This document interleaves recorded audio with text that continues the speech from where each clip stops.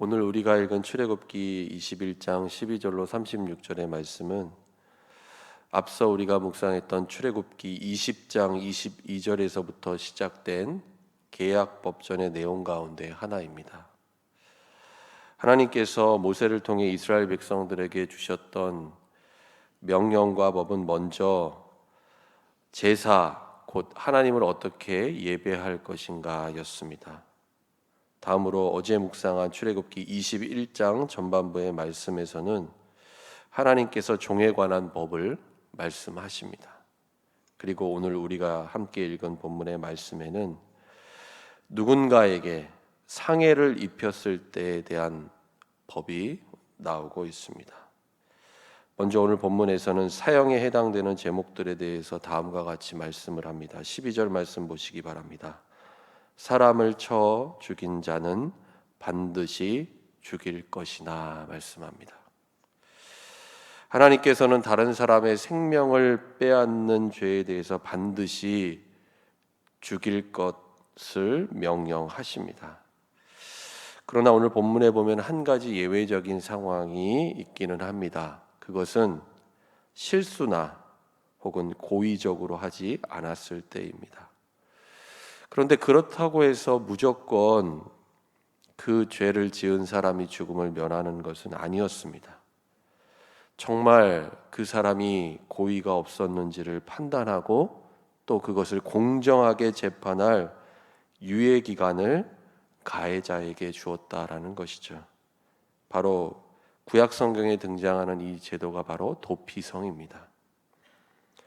만약에 그러한 장치를 두지 않는다라고 한다면 진실이 제대로 밝혀지기 전에 그 사람은 억울한 보복을 당하게 될 수도 있었기 때문이었습니다. 하지만 그럼에도 불구하고 가해자의 고의성이 밝혀지게 되면 그는 결국 죽임을 당하게 되었습니다. 어느 누구이든지 오늘 14절 말씀에도 이런 표현이 나오죠. 제단에서라도 그를 잡아내려 죽여야 할 것이니라 말씀하고 있는 것처럼 이것이 어느 누구에게나 차별 없이 공평한 하나님의 법이었음을 우리는 오늘 본문의 말씀을 통해 확인할 수 있습니다. 두 번째로 사형에 해당되는 죄는 15절에 나옵니다. 15절 말씀 보시기 바랍니다. 자기 아버지나 어머니를 치는 자는 반드시 죽일지니라. 여러분, 부모는 어떤 존재일까요? 하나님을 대신해서 자녀를 그리고 자녀에게 이 땅에서 육신의 생명을 공급한 자가 바로 부모입니다. 뿐만 아니라 부모에게는 하나님으로부터 그 자녀를 양육하도록 위임받은 특별한 권위가 있었습니다. 그렇기 때문에 이와 같은 부모의 권위를 함부로 무시하거나 또 부모에게 상해를 가하면 죽음을 면치 못한다라고 성경은 분명히 말씀하고 있습니다. 부모를 저주하는 죄에 대한 처벌을 말하고 있는 오늘 본문 17절 말씀 또한 그런 맥락에서 우리가 이해할 필요가 있습니다. 세 번째로 사형에 해당되는 죄는 16절 말씀에 나옵니다. 함께 읽겠습니다. 사람을 납치한 자가 그 사람을 팔았든지 자기 수하에 두었든지 그를 반드시 죽일지니라. 인신매매를 말하는 것입니다. 이것은 하나님의 형상으로 창조된 한 사람의 생명을 훔치는 것과 다를 바 없었습니다. 그래서 오늘 본문에 보면 살인과 똑같은 처벌을 받게 되었습니다. 여러분, 그런데 우리가 오늘 이 말씀을 읽으면서 왜 하나님께서 이와 같은 죄에 대해서 이처럼 강하고 단호한 처벌을 말씀하고 계실까 생각해야 될 것입니다. 그 이유는 모든 생명이 다 하나님의 것이기 때문입니다. 이것은 단순히 우리가 누군가에게 해를 끼치는 차원의 문제로 끝나는 것이 아니라 생명의 주인 되시는 그 하나님의 권한을 침범하는 엄청난 죄였다라는 것입니다. 오늘 본문에서 다음으로 언급하고 있는 것은 누군가에게 상해를 입혔을 때에 대한 배상법을 말하고 있습니다. 사람들이 서로 싸우다가 상대방에게 해를 입혔으면 그에 대한 손해를 배상하고 또 그 사람이 다 낫기까지 완치되게끔 그렇게 해야 할 책임이 가해자에게 있었다라는 것입니다. 그런데 주인과 종의 관계에 있어서는 약간 차이가 있음을 오늘 보게 됩니다. 20절 말씀과 같이 만약 매로 종을 쳐서 당장 죽게 되면 아무리 그가 주인이라고 할지라도 형벌을 면제받을 수 없었습니다. 그러나 21절의 말씀처럼 종이 하루나 이틀을 연명하면 주인은 형벌을 면할 수 있었습니다. 왜냐하면 그 전제에 대해서 성경은 종은 주인의 재산이기 때문이다라고 밝히고 있습니다. 계속되는 22절 이하의 말씀을 보면 임신한 여인과 관련된 그 상해에 대한 법이 나옵니다. 만약 임신한 여인을 쳐서 낙태하게 되었으나 다른 해가 없다면 재판장의 판결에 따라 이 여인의 남편의 청구대로 반드시 벌금을 내야 했습니다. 그러나 다른 해가 있으면, 다른 해라는 것이 뭘까요? 만약에 그 아이가 죽었다라고 한다면 그 생명을 가해자가 반드시 생명으로 갚아야 했습니다. 이것이 바로 눈에는 눈, 이에는 이, 받은 그대로 갚는 우리가 잘 알고 있는 동해 복수법입니다. 그런데 주인과 종의 관계 가운데 이러한 일이 벌어지면 어떻게 했을까요? 오늘 본문 26절과 27절 말씀을 보면 이런 상황이 나옵니다. 종의 눈과 이를 쳐서 상하게 했을 때 그에 대한 보상으로 종에게 자유를 주어야 했다라는 것입니다. 어찌 보면 하나님께서 이 법을 말씀하시는 것은 당신은 엄격한 신분의 차이가 존재하는 시대였습니다. 당연히 사회적인 약자는 누구였을까요? 종이었습니다. 그런데 아무리 약자라고 할 수 있는 종이라고 할지라도 결코 주인이 부당한 폭력과 해를 끼쳐서는 안 된다라는 것을, 그리고 그가 인간으로서 받아야 할 마땅한 권리를 존중해야 할 것을 하나님께서 이들에게 명령하고 계신 것입니다.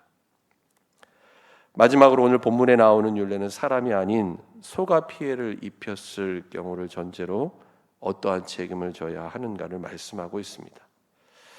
고대 사회에서는 소가 가장 큰 재산이었습니다. 또 경작을 하는데 또 물건을 옮기는 이동을 위해서 가장 필수적인 가축이 소였습니다. 그러나 소가 사람의 생명을 대신할 수 없었다라는 것입니다. 그래서 만약 소가 사람들을 쳐서 죽이면 그 소는 반드시 돌로 쳐서 죽여야 했고 또 부정한 것이기 때문에 그 고기는 먹어서는 안 됐습니다. 다행히 그 소의 임자는 형벌을 면하게 됩니다. 그러나 다른 경우도 있습니다. 오늘 본문에 보면 동일한 사건이 벌어졌을지라도 그 소의 주인이 본래 소가 사람을 맞는 버릇이 있다는 것을 알고서 경고를 이미 재차 받았음에도 불구하고 제대로 단속을 하지 않았다라고 한다면 그 처벌은 앞선 말씀과 완전히 달랐습니다. 생명을 해한 책임을 소의 주인이 반드시 져야 했다라는 것입니다. 오늘 본문의 말씀을 보면 생명의 대가로 속죄금을 내야 했습니다. 그리고 만약 피해를 당한 사람이 누군가의 소유인 종이었다라고 한다면 그 종을 받은 소는 죽이고 또 그 종의 주인에게 은 30세겔을 주어야 했습니다. 또 다른 상황도 오늘 본문에 등장을 합니다. 이번에는 사람이 아니라 누군가의 소에게 피해를 입혔을 경우를 전제하고 있습니다. 어떤 사람이 파고 덮지 않은 구덩이에 소가 빠져 죽은 경우에는 어떻게 해야 했을까요? 피해를 입은 주인은 죽은 소에 대한 금액을 배상받게 되고 또 죽은 소는 가해자가 취하게 되었습니다.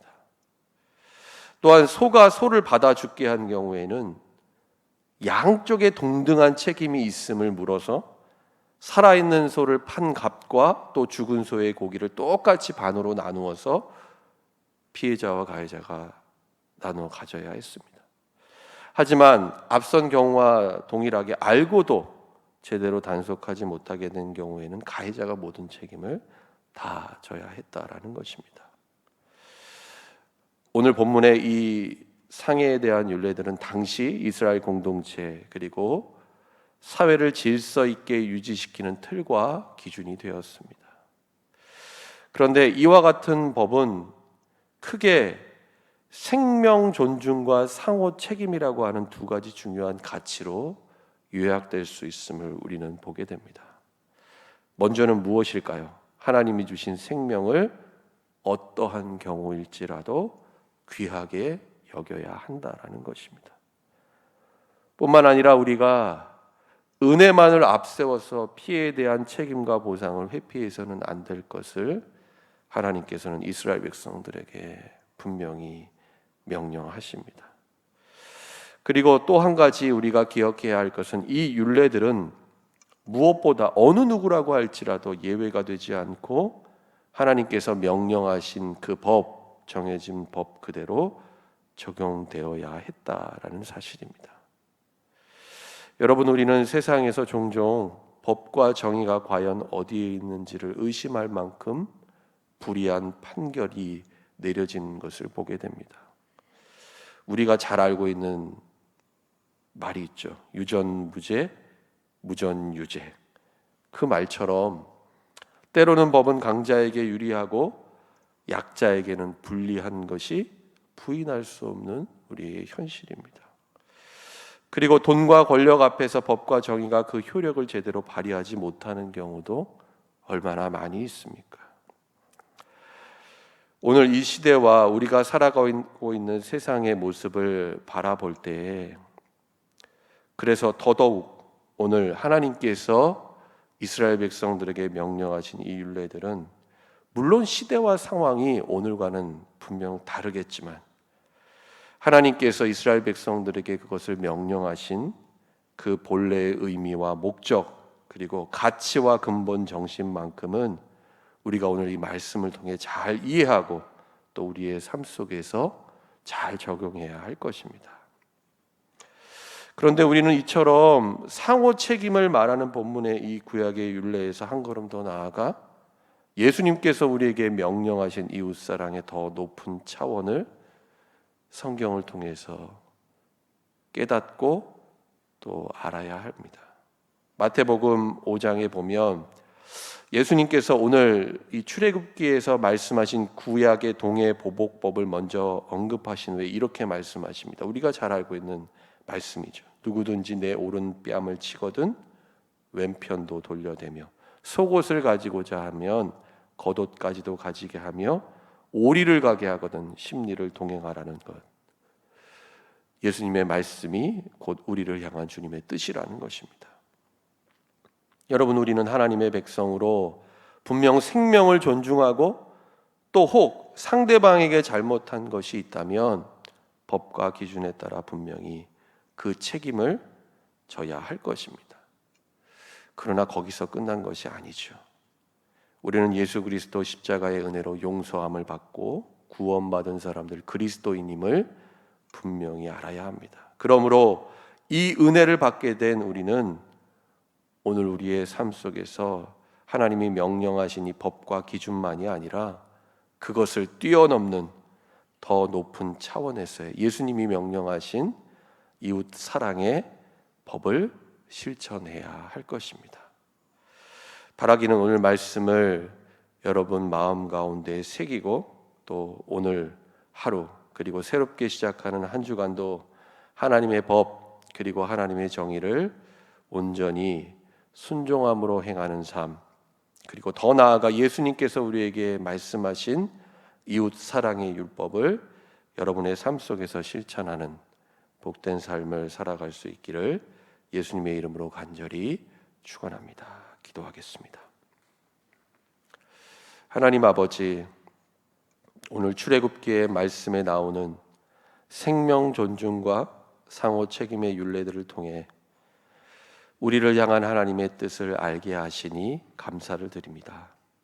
하나님, 세상은 날이 갈수록 법과 정의가 무너지고 모든 것이 혼란하고 어지러운 시대를 하나님 우리가 살고 있습니다. 하나님, 그리스도인으로 살아가는 우리만큼이라도 하나님께서 명령하신 법과 정의를 우리의 삶 속에 잘 실천하게 하시고 나아가 우리의 이웃을 예수님께서 우리에게 나타내신 그 십자가의 사랑으로 사랑하고 섬기는 이웃사랑의 율법을 우리의 삶 속에 행하게 하여 주옵소서. 하나님, 오늘 하루의 삶, 새롭게 시작하는 한 주간의 모든 삶을 주님 손에 의탁합니다. 하나님, 여전히 코로나 바이러스가 급속하게 확산되고 있는 불안하고 위중한 상황 속에 사랑하는 성도들의 가정, 교회, 이들의 직장과 모든 삶의 자리를 지켜주시고 하나님의 은혜로 인도하여 주옵소서. 예수님의 이름으로 기도드립니다. 아멘.